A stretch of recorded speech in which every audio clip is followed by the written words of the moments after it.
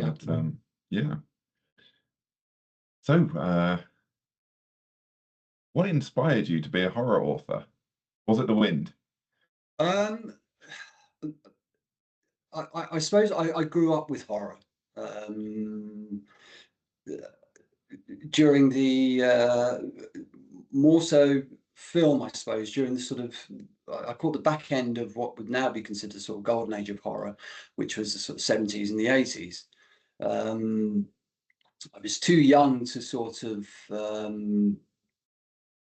was too young at the time, but I caught the back end of all of that, and so horror was sort of the hot genre in terms of writing and in terms of especially film, and I just absorbed all of it. And I think I just loved it. I was from a young age I was reading sort of. I've just always been interested in darker things, ghosts, these sorts of stories, and it just appealed to me.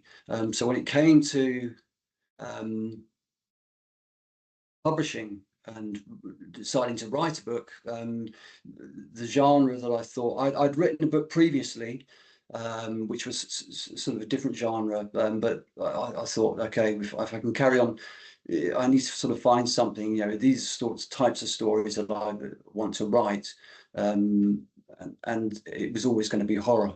There was something sort of inherent there in me. I think that I just an amalgamation of all the things I'd sort of grown up with, being horror, um, and yeah. So that's sort of, I don't have a sort of specific um, influence, a subgenre or whatever.